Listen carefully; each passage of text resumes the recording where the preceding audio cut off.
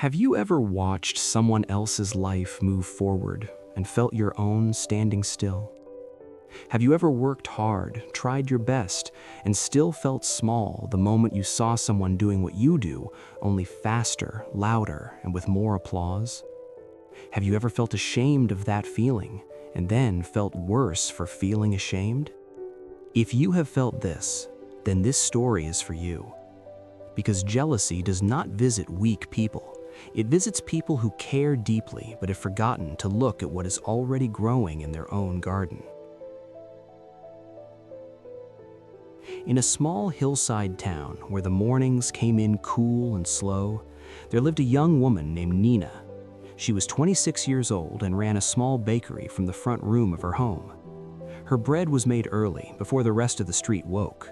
Her cakes were careful and honest.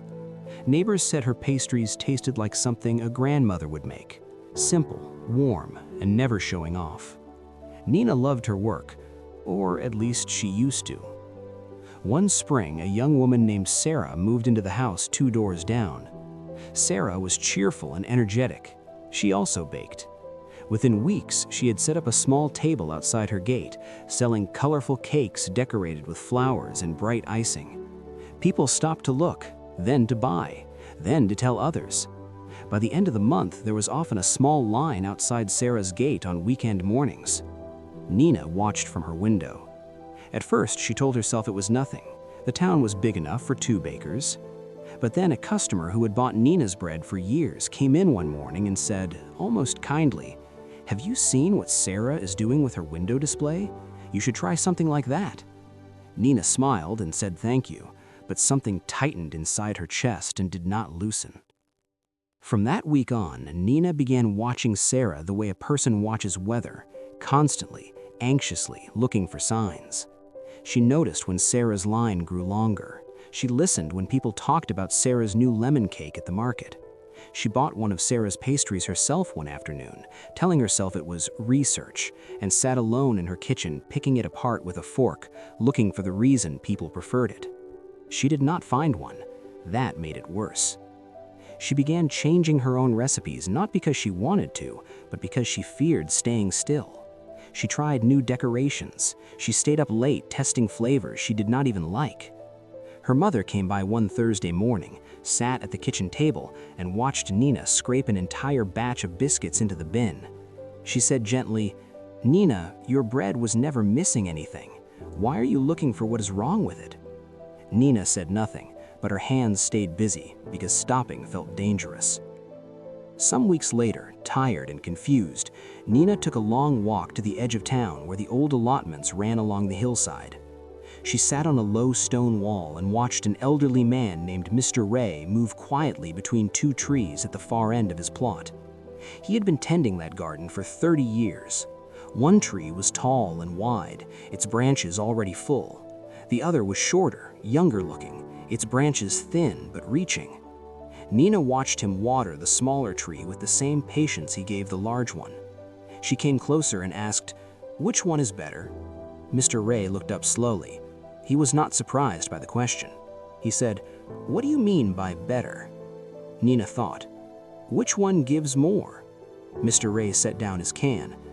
"The tall one fruits first and fruits often," he said. "People see it from the road. They always comment on it."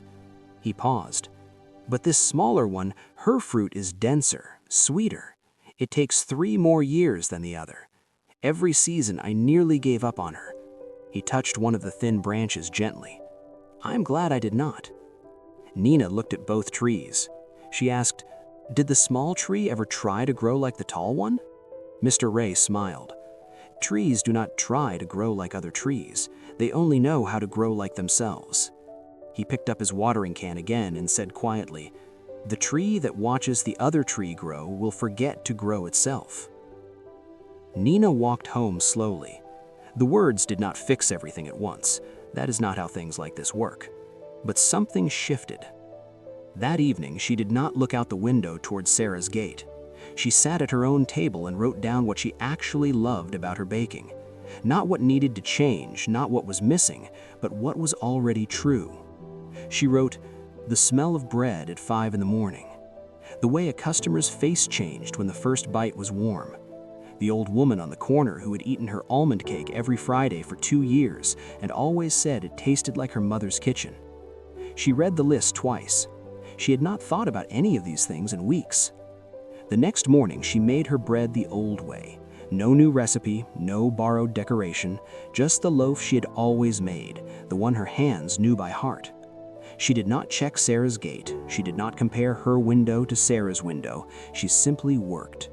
And in the quiet of that morning, with flour on her arms and the oven warm, she felt something return. It was not triumph. It was not confidence. It was something smaller and steadier than both. It was the feeling of being in the right place, doing the right thing in her own time. Weeks passed. Nina did not grow faster or louder. She did not get a longer line outside her gate.